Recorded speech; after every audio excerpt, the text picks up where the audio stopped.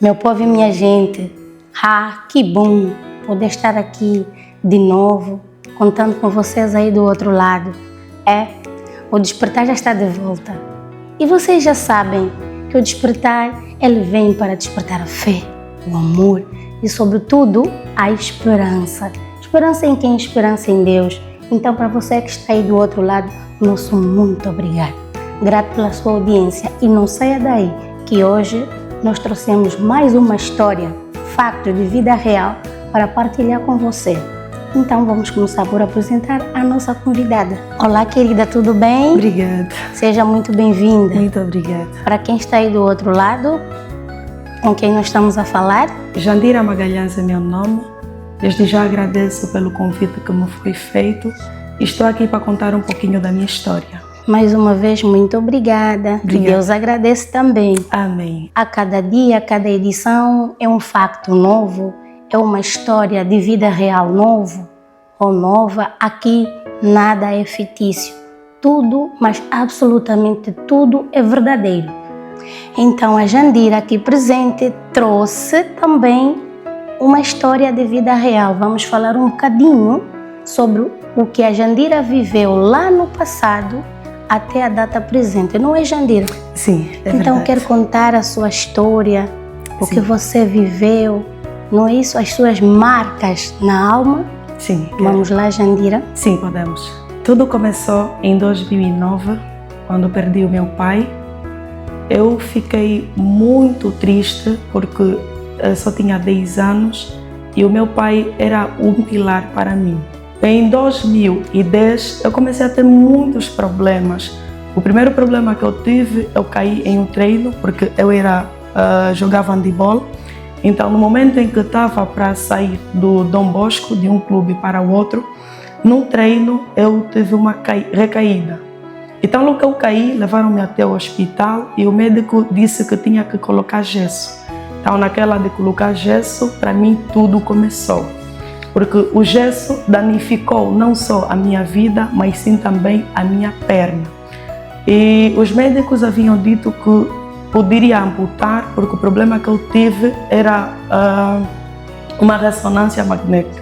Que eu tinha que fazer uma ressonância e essa ressonância eu não estava a conseguir fazer porque aqui em Benguela não faziam. Então eu estava a remediar com gelo e gesso. Mas só que em 2012 eu já não conseguia praticamente fazer nada, porque os movimentos que eu fazia, eu sempre caía, porque o meu joelho não tinha força para suportar todo o meu peso, porque naquela época eu já estava com 99 de peso, então o peso era muito que o meu joelho não estava a suportar. E eu também não estava a conseguir perceber realmente onde é que viria esse peso, porque eu não me alimentava em condições por causa da depressão, do passamento físico do meu pai, então não estava a conseguir perceber. Então aquilo tudo era uma manipulação que Satanás fez para a minha vida e começou a dar falsas esperanças ou a cegar a minha família. Fomos à casa de um senhor que deu-nos ervas para passar a fazer fumaça dentro de casa. Amados, com a fumaça que eu fazia, eu não conseguia dormir, porque eu via coisas que nunca vi, jiboias, e os gatos sempre sussurravam a nossa porta e o nosso teto. Era como se fossem pessoas a pisarem no teto. Eu não conseguia dormir, eu não conseguia estudar, porque quando eu estava na escola, eu não conseguia fazer prova porque os olhos ficavam tão avermelhados e com a cabeça a doer. Então eu saí da escola e o mais engraçado é que quando eu saía da escola, eu me sentia bem. Quando eu ficava em casa, eu me sentia bem. Nada acontecia comigo e eu sempre dizia que já vou desistir, porque eu não estava mais a conseguir viver com aquele peso. E quando eu dizia que eu vou desistir, então tudo passa. Eu me sentia bem, eu andava, para a pessoa que não andava, porque quando andava, conforme já havia explicado, eu tinha recaídas, eu andava bem, porque eu disse, já não quero mais ter fé ou acreditar que um dia estaria melhor.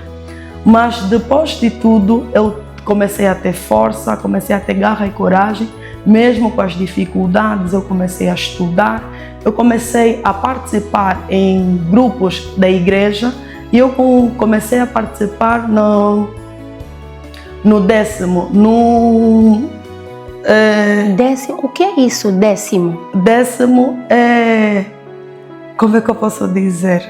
É um grupo de irmãos que, graças a Deus, me ajudaram bastante, um grupo de oração. Eles me ajudaram bastante porque, conforme eu havia dito, eu não conseguia andar, mas eu cheguei lá, eu já conseguia fazer as minhas coisas, eu já conseguia andar e já não tive mais problemas de dor de cabeça. Mas eu, depois de me sentir bem, parei de andar ou parei de ir até ao grupo de oração. Fiquei mais 2 anos sem ir ao grupo de oração. Que grupo? O 10º mesmo. O 10º. Frequentava um grupo de missionários, de oração de missionários, que vivia ou que estava localizado num prédio no 10º andar. No 10º andar, sim. Correto. No 10º andar. E fiquei mais em casa e aquilo depois voltou. E quando voltou, eu já não conseguia absolutamente fazer nada. Porque aquilo voltou com a imagem do meu pai, aquilo voltou com imagens que eu nunca vi e nunca vivi. E eu fiquei tão depressiva novamente que já uma vez eu fui à Praia Morena, saí da minha casa às 22 horas, eu fui à Praia Morena e eu disse, eu vou me jogar no mar porque eu já não estou a conseguir mais viver. Meu e é Deus. isso que o Satanás cria. A minha tia Arminda foi orando para mim, foi intercedendo comigo e eu vivi, eu já não estava conseguindo viver na minha casa. E eu vivi 3 meses na casa dela, porque eu já não estava conseguindo ficar na minha própria casa. Mas só que depois, mais uma recaída, mas graças a Deus eu consegui, com a ajuda dos irmãos mesmo, o grupo de oração, voltei de novo lá. Então logo que eu regressei, eu não tinha força. Eles me batiam, eu ouvia vozes, não era a minha voz. Era Eles a voz... quem? Não, Quem batia em ti? os demônios.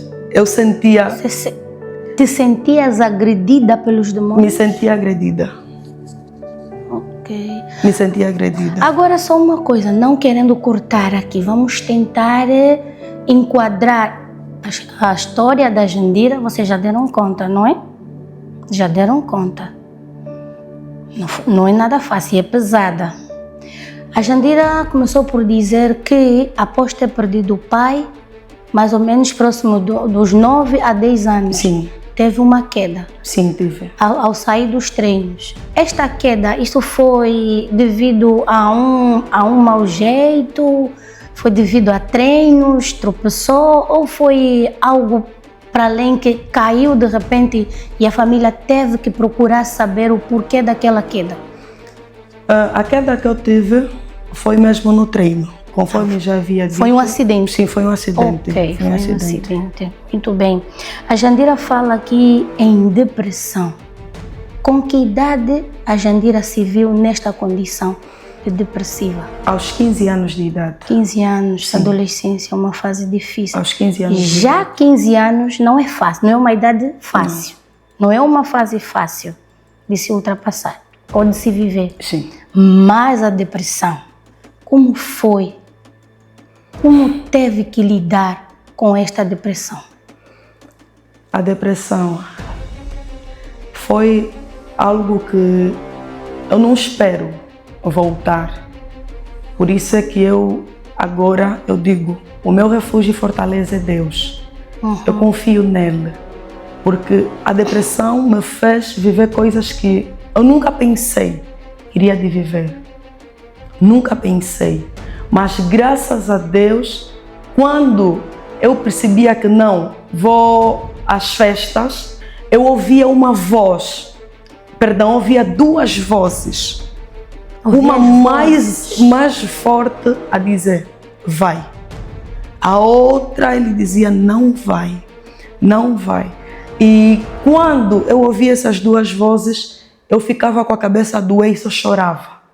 Chorava, chorava, e foi o momento em que eu queria meter a corda num coisa. Ela queria tentar a Sim. forca. Tentaram em forca. Então a Jandira estava tão depressiva Sim. e tentava ver, arranjou formas, não é, de se ver em fuga da depressão, Sim. tentando sair, ir a festas, e que tipo de festas. Sim. Mas ainda assim algo lhe dizia para não fazer. Não fazer. E não fez. Graças a Deus não fiz. A dada altura a Jandira disse que eu tentei suicídio mais de 2 vezes e era o que o diabo queria. Sim.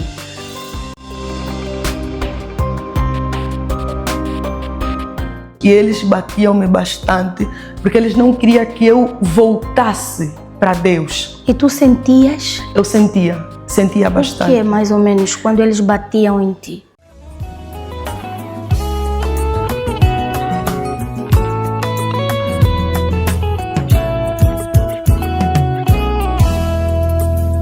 Tango mokili eboyaka, te tango lola etatulaka, tango mokili efingaka, te tango lola etombolaka. Nalingi Yesu, bayeba kombo ya Nzambe na ngai, Nzambe oyo abenga ngai, alabanda ya kotikanga te.